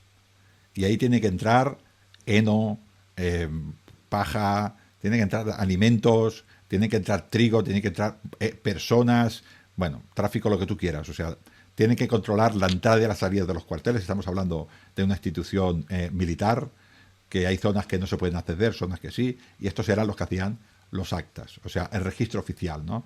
Eso del cuaderno, la gente de Star Trek, ¿no? Cuaderno de Sí, Pitágora, pues estos eran sí, sí, sí, los que sí, sí, escribían en sí. el cuaderno de Pitágora, ¿no? Eran además muy contables los romanos. Sí, sí. La contabilidad es algo moderno, ¿no? Pero que lo hizo un monje. Pero da igual, eran muy contables. Les gustaba mucho llevar todo muy a rajatabla, ese tipo de cosas. Si había actuaris, si había sí, actaris, es porque alguien controlaba. Así que cuidado lo que apuntaba este hombre, porque hay que ir con cuidado. ¿no? Tenemos el famoso armaturae. La armaturae era un profesional que enseñaba esgrima, o sea, que enseñaba a utilizar la espada y el escudo, para que nos entendamos. ¿no? Hay gente que discute si eran gladiadores. Probablemente en la primera época de Mario elegirían gladiadores, pero yo ya creo que en esta época no, y lo que harían serían estos centuriones que se jubilaban, se apuntaban como vocatus y se quedaban como centurión sin tropa, pero sí con experiencia, a enseñar estas cosas. Entiendo, ¿no? Yo lo entiendo y más así ya en esta época. Contratarían a gente, a doctores que enseñaban a los gladiadores, pues tampoco Bueno, estaba pero prohibido, ¿no? claro, realmente, ¿quién era? O sea, vamos a ver, quien tenía la experiencia en campo de batalla no era un gladiador, era un soldado muy Sí, experimentado, ¿no? pero hay que diferenciar la técnica individual de la técnica colectiva. Entonces había unos Ya. que eran los armaturai y otros que son los campidoctores, que eran los que enseñaban una cosa es técnica y otra cosa es estrategia. ¿no? Estos son, dijéramos, los de técnica. ¿no? Y aquí sí que podía enseñarte un gladiador, pero yo creo que en esta época, ¿por qué te va a enseñar mejor un gladiador que una persona que lleva 25 años en el ejército, que ha luchado en 14 batallas? No lo veo yo, ¿no? Bueno, pero esto es como todo. Yo imagino que lo que has dicho tú del concurso de oposición, le harían unas pruebas y el más bueno, ¿no? Mm. También tener un centurión con prestigio, eh, también al hombre le da el hecho de decir, este hombre sabe lo que me está diciendo, y en caso de que mueran centuriones, yo a este ya lo tengo en el ejército para reemplazar al que se ha muerto, que son dos pájaros de un tiro. Al gladiador solo me sale para hacer armaturay.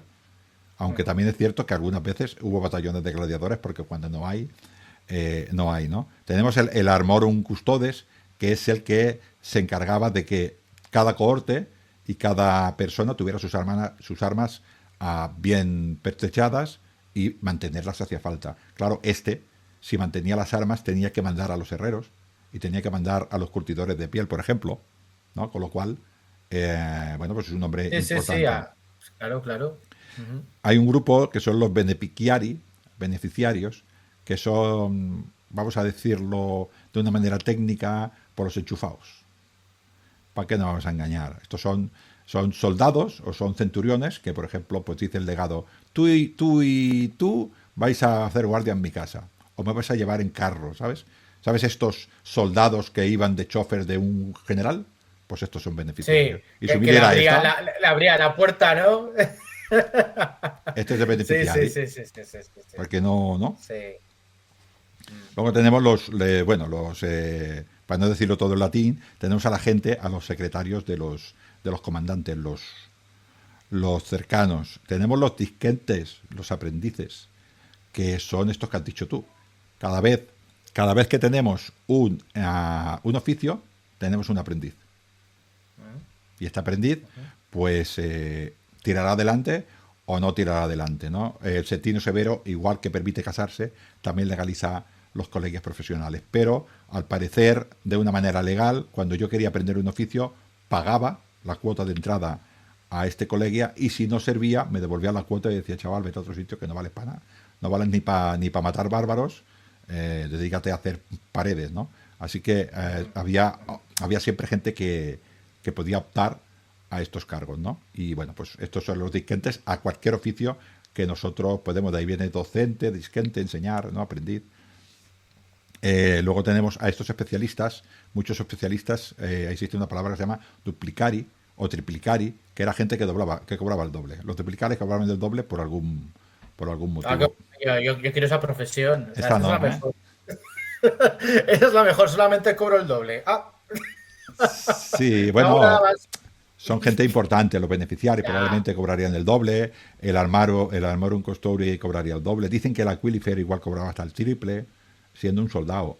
Pero claro, por estamos eso eres hablando, Aquifer, es que no por eres eso. tonto. No, no, no, no. No, no, soy al que mejor le queda el lobo, pero esto es otra historia. Tenemos, bueno, los equites, la caballería, que son una tropa aparte. Hay que entender que en las legiones de esta época, la caballería legionaria eran 120 jinetes más sus jefes, pero eran 120 jinetes solo. O sea, comparado con 5.000 y pico, son una unidad relativamente pequeñita, pero que no me escuche la audiencia pijos. O sea, eran la élite de lo mejorcito de ellos, ¿no? O sea, estaban los soldados, estaban ellos y luego los mandos. Así que, oye, en Roma, que era una sociedad clasista, pues ellos por abajo estaban todos los de infantería, con lo cual iban por ahí, ¿sabes? Con el pecho alto, quítate que eres de infantería. Menos a la Quilifer, a todos los demás les decían, quítate que eres de infantería. Sí, tenemos espías, bueno, más bien que espías sería el centro de inteligencia, que son los Frumentari, pues que eran gente de la Legión, pues que se internaba en territorio enemigo o pagaba informadores, o bueno, ya sabes que todos los ejércitos tienen ese tipo de personas. Son Bueno, buenos exploradores. y chivatos también, de lo que pasaba adentro, a ver qué. Bueno, sí, claro, eso era más importante que lo que pasaba afuera, ahí tienes Hombre, razón. Sí, hombre. sí. Tenemos a los representantes de las oficialías, como, pues, perdón, quiero decir, de la legión y de cada una de las centurias, que son el Imageni, el Signifer, el Aquilifer, el Vexilator, los que llevaban la bandera, los que llevaban la imagen del emperador, el que llevaba el signum de cada unidad o el que llevaba... Claro, porque esos, aparte de llevar esa insignia Sí, cuando iban a batalla o iban.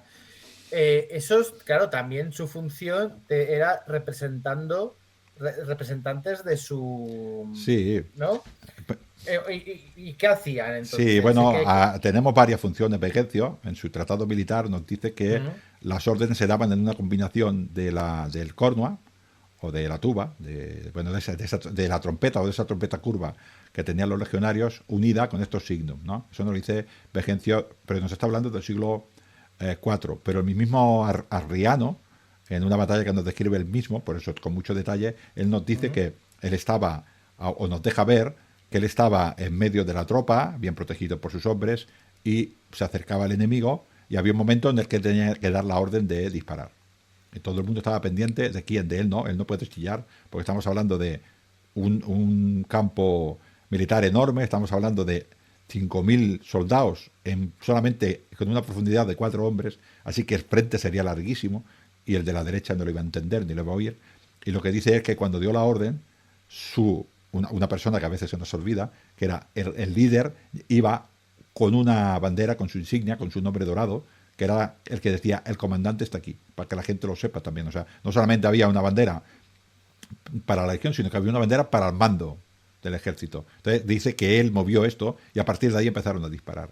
Así que estas unidades lo que hacían era complementarse con las señales acústicas para decir a la unidad si tenían que avanzar, si tenían que retroceder, cuándo tenían que empezar el ataque. Entonces esta combinación acústica, que seguramente yo me quiero imaginar que habría órdenes que ya lo sabrían todos, pero había otras que pitaba el cornua, la gente, los de primera línea no podían mirar porque tenía que estar pendiente del enemigo, pero los de segunda o tercera miraban atrás y depende del movimiento que hiciera el signo, por ejemplo, yo que sé, hacia adelante o arriba abajo o en círculos, ellos sabrían lo que querría decir cada uno, Claro, mantener la claro. posición, retrasarlos, atacar, lanzar Claro, proyectiles. el lenguaje de batalla tiene que ser así, tiene que ser visual, porque auditivo es No, muy complicado con todo.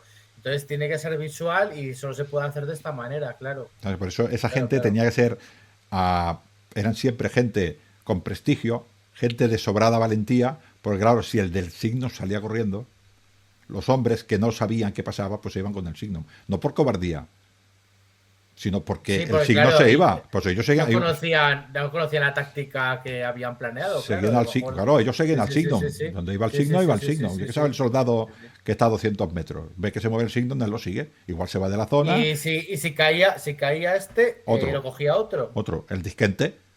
O sea, Vale. cuando uno llevaba, claro, el del signo tenía su oficio. Y sabía estar y sabía dónde ponerse. Y cuando, sin que el general le dijera, yo por ejemplo, cuando hago recreación, yo llevo el águila. Entonces, cuando marchamos me pongo en un sitio. Cuando dan una orden me pongo en otro sitio. Yo no tengo que molestar, pero tengo que representar a mis soldados. Yo, por ejemplo, si soy el signo de la legión, no me puedo poner en primera línea delante. Cuando estoy en formación, sí. Cuando me presento en batalla, puede que también. Pero cuando empiezan las hostilidades, yo me tengo que ir atrás. Porque yo soy el que da las instrucciones a estos hombres. Entonces, si me matan, ya la hemos liado. Pues habría alguna persona que aprendería todos mis movimientos. Y muchos de estos movimientos los haría por intuición, sin que me dijera nadie nada, porque yo soy un hombre experimentado. Entonces, el Claro, o sea, centurión, el claro, optio claro, y el claro. teserario y el otro optio, había normalmente 3 oficiales, más el cornua y el del signum. Este no puede estar pendiente todo el rato de esto. Entonces yo ya sé lo que tengo que hacer. Y esto eran todos Claro, los o sea, signos. esto, o sea, era gente ya experimentada Claro, con un oficio ya hecho en el ejército y con su supuesto aprendiz también, porque claro, alguien tenía que aprender también eso. claro, Sí, claro. sí, Y no si no debía cualquier ser otro, ¿eh? algo. Si no cualquier otro. Si no iba cualquier otro los signos de la unidad eran el orgullo de la unidad. Y bueno, pues pasa hoy en día que hay batallones del ejército que han perdido las banderas y están de alguna manera pues castigados, ¿no? Aunque sea de una manera simbólica, ¿no? Pues esto sucedía allí también, ¿no? Bueno, tenemos los librearis, que son los administrativos de toda la vida, los questionari, estos son muy malos, esto es la PM. ¿Tú has hecho la mili? Ah, no, no. Pues estos son la PM, la Policía Militar. La policía militar, sí, sí, sí, hombre, Estos sí. malos. Sí, sí, sí, sí. Están los cuastores, ¿Qué que... pasa? ¿Que tuviste malas experiencias con la No, policía no, yo no he hecho militar? la mili, yo no he hecho la mili, Ah, pero, vale. pero he hecho años de Ah, vale, cuartel vale. que Sí, simula, ¿no? sí. No, bueno, al final tiene que haber siempre una policía interna, asuntos internos y policía militar, ¿no? Mm. Los cuastores eran los amos bueno, del dinero. Era los que contaban de dinero, que debería ser una cosa Claro. complicadísima. Claro, Porque, porque había cuestor militar y cuestor de sí, un municipio, sí, de. este Sí, sí, sí, cuestor sí. era de la legión y estaba bajo el mando del cuestor de la provincia, que estaba bajo el mando en este caso sería bueno, del que fuera el gobernador de la provincia, procónsul o propretor, Hombre, ¿no? O sea, los dineros es lo más importante que hay. sí, Así, sí, los que no se lo dineros. llevaron los pobres sobre todo. Se lo llevaban los ricos, esos números no, pero esto no pasa nada, ¿no? Eh, los especuladores eran soldados a los cuales se les daba una asignación especial. Por ejemplo, pues va a venir un senador y como tú eres un hombre de bien, pues tú proteges a ese senador. Tu trabajo va a ser 24 horas proteger a este senador. ¿Qué ventaja tenían estos hombres? Pues que dejaban de estar en el cuartel y que empezaban a conocer a personas, porque al final estás viendo y el senador te ve, te conoce, y luego pues igual pasas por Roma y dices, hombre, qué casualidad, o Dice, pasa. hostia, este vale, este vale. Claro, claro, Esto funciona así, ¿eh? O sea, realmente es la vida. O sí, sea, la vida informal que hacemos todos los días es sí, que es sí. así. O sea, Los extractores, bueno, son estas cosas, ¿no? Tenemos los especuladores, pienso que me parece que se llamaban, que eran los espías de alto nivel. Estos, cuidado, estos son los que vigilaban a los senadores y que los descubrían. Bueno, siempre había alguien que quería matar al emperador, pues estos estaban aquí. Estos son los espías de alta esfera y los frumentari son, dijéramos, ya de campamento, de batalla, de o exploradores. sea, los de alta esfera son los que siempre piensan mal. Los que siempre dicen, Bueno, sí, especuladores, sí. parece muy buena persona, pero eso es que no lo eres. Vamos a investigar. Que seguramente algunos de los extractores, que eran los escoltas, eran especuladores para saber lo que decían. Pero no quiero decir tampoco estas cosas, porque si un senador va a provincia, pues algunos días escucha lo que dice, ¿por qué no me fío mucho de él? O sea, bueno, estas cositas, ¿no? Y bueno, tenemos los teseraris, que eran los encargados, optios encargados de la seguridad y de las contraseñas. Pero, como vuelvo a repetir, el, el, Bueno, las el, famosas teseras, ¿no? Las famosas las teseras, las teseras. contraseñas. Había un Eso oficial es. que se encargaba de las contraseñas, que junto con la caballería y uno de los tribunos anglusticabios eran los que hacían pues la guardia de noche. Entonces se encargaba pues de vigilarlas, de que no se durmiera nadie, de que todo el mundo que entrara supiera la contraseña, de controlar los accesos, las salidas. Bueno, pues este era el encargado de seguridad. El otro optio era más de tropa, era más auxiliar del centurión. Bueno, todo esto lo tenemos en un campamento de esta época. Todo esto tenemos a gente que quiere alcanzar estos cargos, que son los aprendices. Muchos de estos aprendices, para poder hacer esto, tienen que colegiarse en colegios alegales, que luego legaliza a nuestro amigo Septimio Severo.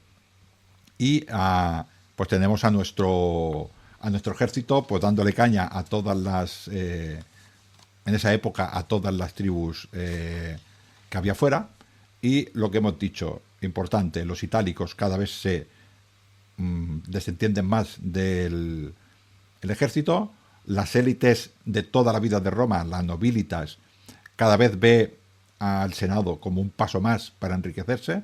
pero sin ponerse mucho en el gobierno, porque hay otros actores, como de altos funcionarios que son, por ejemplo, los libertos, o otras personas que vienen de fuera, que vienen con ansia de querer ser ciudadanos romanos y además quieren demostrar que valen más que nadie, con lo cual le ponen más empeño que nadie, ¿no? Y esto poquito a poquito se van haciendo con el ejército. Así que tenemos un ejército que todos los mandos, o prácticamente todos los mandos, son itálicos, a un ejército que ya los mandos no son itálicos.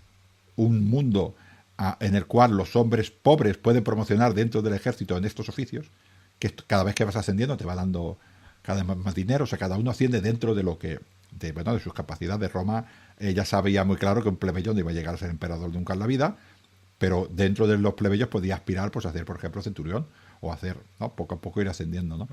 Y cada vez estas personas se ligan más al territorio donde nacen, que no es Roma. Es en el límite. Y nos encontramos al principio del fin, que es donde empezaremos el siguiente programa, con todas estas cosas que hemos dicho, con todas las colonias, con todas las élites, donde nos encontramos que al final de Marco Aurelio, que el pobre yo creo que lo haría medianamente bien, pero tuvo muy mala suerte, nos encontramos que empieza una guerra importante con la Partia. Lucio Vero va a la Partia, le pega de tortas a los partos hasta en el carnet de identidad, pero cuando vuelve se trae una enfermedad, la enfermedad de Galeno, que dicen por ahí fuentes que igual murió el 30% de la población. No sé si muriera el 30, pero con que hubiera muerto un 10 o un 15 es una burrada, ¿no? Contemporáneo a eso, muere Lucio Vero y nos encontramos con unas guerras importantísimas que son las guerras marcomanas en la provincia norte, en Panonia, Nórico y las Moesias, una buena zona, una zona muy grande, ¿no? Y esto pues vas diezmando las ya diezmadas tropas por la enfermedad. Importantísimo, ¿no? ¿Qué pasa con toda esa gente que muere? Pues la gente que muere, lo que pasa es que cuando muere una persona se abandona el campo, y el campo, cuando no lo trabaja, se vuelve otra vez hostil para la agricultura, y tienes que volver otra vez a hacerlo. ¿Qué pasa para hacerlo? Para hacerlo lo que sucede es que cuando estamos en una economía de plena supervivencia, yo no puedo prescindir de muchos hombres, puedo prescindir de algunos, pero no puedo prescindir de muchos hombres para volver otra vez a hacer campos de nuevo, con lo cual recuperar campos me cuesta mucho. Me cuesta mucho. Estamos hablando de una enfermedad que duró igual 20 años, porque hubo varias crisis, y estamos hablando de la guerra. Claro, se me mueren un montón de hombres en el ejército, tengo unas guerras que me duran 20 años, y hombres que podrían estar produciendo se tienen que ir a la guerra. Con lo cual esos campos tampoco producen. En el momento que no tengo campos, en el momento que tengo inseguridad, porque ya no tenemos hombres para controlarlo todo, ni milicias, por ejemplo, en las ciudades, se empieza a ver pillaje. Y el pillaje lo que nos hace es que nos rompe el comercio. Y ya no hay intercambio de comercio entre ciudades, o no tanto.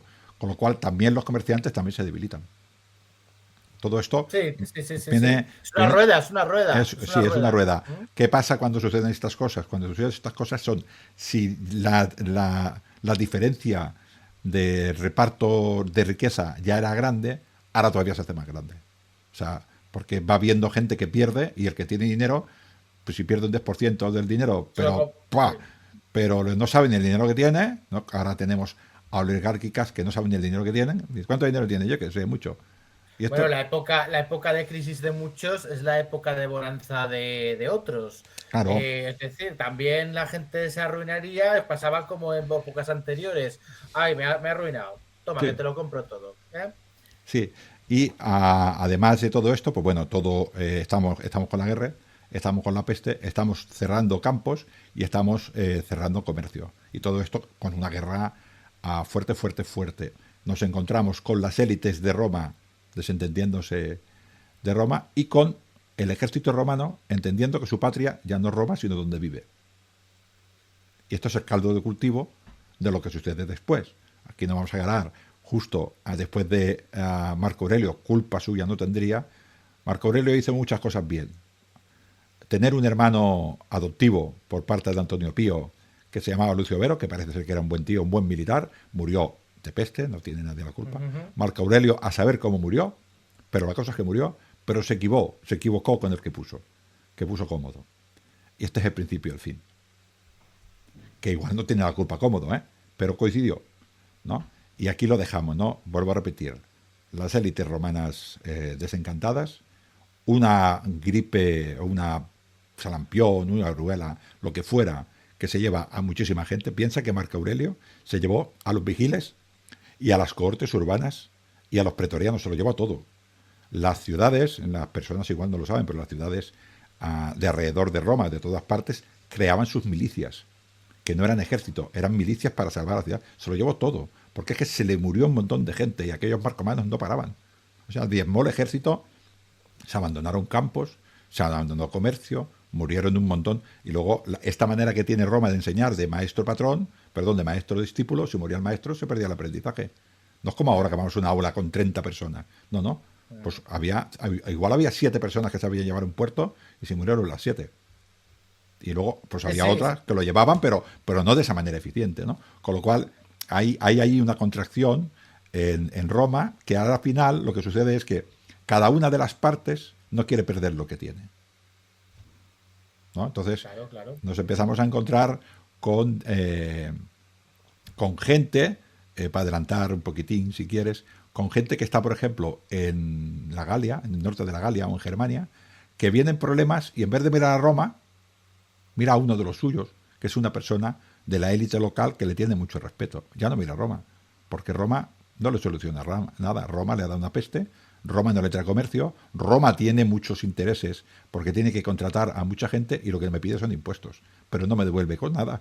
¿Qué me da? Me deja sola, me deja solo, con lo cual se produce una desafección que ya veremos en el siguiente programa. No sé si más o menos, Jesús, lo hemos explicado bien. ¿Tú cómo lo ves? Sí, yo creo que estupendo. Por supuesto, nos habremos dejado muchas cosas en el tintero. No hemos tocado a estos dos grandes, Adriano, Trajano, ¿no? La Dacia y todo esto. Pero bueno, una pregunta que sí que te quiero hacer.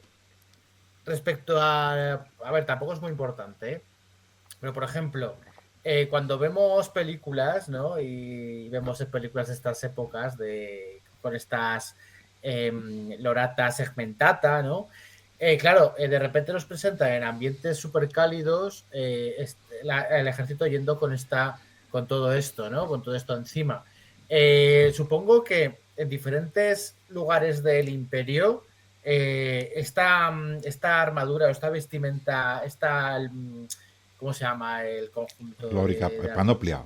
La panoplia la llevarían conforme al lugar en el que están, ¿no? Es decir, no es lo mismo un lugar muy frío que un lugar muy cálido que un lugar tal. No llevaban todos exactamente lo mismo porque en el desierto se mueren ahí, se mueren, pues son como frito directamente. Claro, Entonces, es como imaginar. O sea, claro, el problema es cuando tú ves una película de guerra moderna, cuando los hombres están en batalla, se ponen toda la panoplia. Y ese solo ese momento. El resto del día no la llevan. Pasa que nosotros, cuando nos ponen las películas, aunque estén en el campamento, los soldados van con la lórica segmentata puesta. Pero eso no tiene sentido ninguno. La lórica segmentata se la ponen para batalla. Y mientras tanto la tienen guardada. Y si hace falta, desmontar. Y el escudo lo tienen metido en su bolsa. Y el casco también. Entonces tienen un uniforme de paisano, que es el que llevan normalmente, a no ser que tenga que hacer guardias o tenga que hacer, que es cuando se pone el uniforme. Pero cuando tú ves películas de romanos, los romanos van todos con la lórica segmentata a tomarse una cerveza. Y esto, cuando tú ves el ejército moderno, no va así. O sea, tú te imaginas un soldado americano con una mochila de 30 kilos, con todas las armas, con la radio, vamos a tomar una cerveza. Pues no. Entonces, la imagen Hollywood hace mucho daño. Ellos se ponían sus lóricas. El uniforme no era el mismo en Arabia Petra que en Germania. Primero porque pues, irían en Arabia Petra irían con las túnicas lo más cortas posibles de Nilo y de lino para que no se les pegara mucho, y en Germania llevarían 3 túnicas de lana encima, y bracae y pantalones, y llevarían fasquiae y llevarían vendas para los pies, y se pondrían las calquei y se pondrían encima de la calquei o caligae, el calzado, y encima se pondrían 2 o 3 pieles de conejo para taparse los pies. Es lógico, claro, que es lógico. Pues es que es lo lógico, ¿no? Luego hay diferentes tipos de armaduras. También había, por ejemplo, armaduras escamatas, que se le llaman, que es tipo, bueno, la que llamaban los orientales, porque estas se protegen muy bien de las flechas. Entonces, los partos disparaban mucho de las flechas. Eso no tiene sentido en Britania, porque en Britania no te disparaban con flechas, ¿no? Entonces, la uniformidad del ejército romano no es tan uniforme. Entonces, cuando se juntaban en diferentes lugares, pues claro, si yo llevaba una cohorte de soldados de Panonia, me lo llevaba a una guerra de la parte, iban con su uniforme. ¿Qué iban a hacer? Si no tenían más que ese uniforme, pero claro, el uniforme se lo ponían cuando iban a batalla. Cuando iban paseando, no llevaban el uniforme. No, no, es completamente lógico que pase eso. Además, voy a añadir una cosa, A ver, que es lógico que suceda como sucede ahora. O sea, pues el ejército no es lo mismo luchar en la nieve que luchar en el desierto, que tal. Ya estamos viendo que sus uniformes, aunque sean completamente diferentes respecto a los que se usaban en Roma, pero también son diferentes, se adaptan al entorno. claro, hay algunas cosas que sí, el escudo, el gladius, y bueno, los ejércitos en Roma, pues iban con, en esta época, los ejércitos en Roma iban con una o dos o tres unidades, que era lo que se llamaba ejército, y luego a estas unidades se les añadían banderas, vexilaciones de otras, o sea, una corte de una, otra corte de otra, otra corte de otra, con lo cual tú pues tenías un ejército pues de diferentes bueno, de diferentes cosas, porque claro, venían de diferentes sitios, ¿no? Pero se iban adaptando, evidentemente, a la zona en la que estaban, no tiene mucho sentido. Claro, cuando yo voy a asaltar la ciudad, una ciudad tipo, por ejemplo, Petra, que es difícil, o Atra, o Cetifonte, pues yo me pondré la máxima defensa que pueda, aunque pase calor, pero si no me matan con una flecha, con lo cual yo me pondré Claro, una cosa que me cubra, pero es en la batalla y en la prebatalla, y aquellos hombres, por ejemplo, que estaban pues vigilando para que no los mataran, pero el soldado que estaba dentro no iba a dormir con las lorigas en ventanas puestas, es que a veces sí, sí, claro. Esto también hacía que, por ejemplo, la imagen de la movilidad de entre legiones no fuera tan sencilla, porque claro, un legionario que se ha hecho en Egipto, por ejemplo, como que dices tú, ¿no? En Siria o en todos estos lugares, claro, se ha hecho allí. claro, es Porque que luego si se va, por ejemplo, a Germania o se va a Inglaterra, como coño, a Britania, sí, claro, o sea, no estará hecho pero a es ese que ambiente, ¿no? O sea, es que ni, también. ni las cohortes auxiliares eran las mismas. En Britania, raramente habría cohortes de arqueros. Raramente habría cohortes de arqueros. O sea, no habría 400 hombres de arquero y 120 la Sagittaria Equitata, ¿no? 480 hombres de infantería y 120, quitando oficiales, lanzando a caballo. Esto en Inglaterra no tenía ningún sentido, pero en la Partia eran básicas, porque el enemigo tenía caballería ligera que te lanzaba flechas. Y poquito a poquito, en la época ya de Adriano, ya teníamos estos contari, estos hombres a caballo con lanzas de 3 metros, copiadas o adaptadas de los sármatas, y ya empezamos a tener al final catafractas, o sea, esta infantería pesada que tenían también los partos. O sea, yo tengo que presentar al enemigo lo que le va a hacer daño al enemigo, me tengo que adaptar al enemigo. Y me tendré que adaptar a los pictos, a los germanos, a los dacios, a los sármatas, a los rosolanos, a Ese, los godos cuando vienen, o a los claro, partos, o a claro. los nubios, o a los mauri. Y esos soldados estarán adaptados a esos legionarios, Sí, apoyados por esos auxiliares, estarán adaptados también a claro. ese tipo de batallas, evidentemente. Claro, cuando hace falta gente, pues me lo llevo de todos lados. Que esto, a ver, al final No, yo no tengo queda un más grupo, remedio, claro, claro. yo tengo un grupo de nieve, no me pasa nada en la nieve, me vienen por la costa, pues oye, pues poner lo que sea pegar tiros, pero yo necesito hombre al final. Y ya le daré el uniforme correspondiente, pero no son gente preparada. O sea, hubo en batallas que se tuvieron que llevar a marinos, Sí, porque es que no sí. había nadie más. Pues bueno, estos marinos les enseño y no luchan como uno, pero ya lucharán. ¿Qué le vamos a hacer, no? Bueno, creo que le hemos dado, no sé si habremos roto algún mito, ¿vale? Y nos estamos preparando. No he hablado mucho del ejército porque hay muchos programas que hablan del ejército. Sí, Y, además tenemos uno también que hicimos hace bastante tiempo. Hicimos una, una charla de estas de Telegram. sí, Y yo, como también colgaré, me falta por colgar el anterior y colgaré también este cuando ya esté hecho todo y lo tengas en tu podcast y todo. Y ese también lo incluiré en esto que estamos viendo del Alto Imperio, porque ahí cuentas cosas buscando que números. aquí no cuentas. No, claro. Y es lógico, porque es que hay muchos programas, como dices tú, hablando de todo esto. Sí, sí. Bueno, creo que también hay que explicar que Roma y el ejército romano son la sociedad. ¿Vale? Nos estamos encontrando ahora, lo dejamos aquí, un ejército romano que ya es de provincias, Roma les queda muy lejos, y los hombres se sienten de donde nacen y de donde pasen. Cada castra Cada Canavae es una pequeña Roma y ellos se sienten de esa Roma. No son unos despegados de su ciudadanía porque consideran que es importante, pero los problemas a partir de ahora, a partir de final del siglo II, principios del III, lo van a tener muy cerca y Roma la van a tener muy lejos. Y a los de Roma, que viven bien, les importa a veces, o tardan mucho en reaccionar, porque claro, a ellos no les afecta, de lo que sucede en los limes. Y eso crea desapego y lo diremos en el siguiente programa. Pues muy bien, además es en esta época precisamente, a pesar de este desapego que le estás diciendo que veremos en el siguiente programa ya, cuando empieza todo esto a tener un poco de problemas, también es donde el germen romano, el germen de lo que somos nosotros, sí, somos medievales, pero también somos muy romanos, como Sí. decimos siempre, es aquí. O sea, toda esta conciencia que hemos dicho 100 de esa años. idea de Roma. 100 Sí, años le sí, sí. quedan para llegar prácticamente al feudalismo, ¿eh? O a un proto-feudalismo. Sí, sí, sí, sí. Pues bueno, como siempre, ya sabes que me despido, Jesús. Hasta otro audio, amigos del Mediterráneo.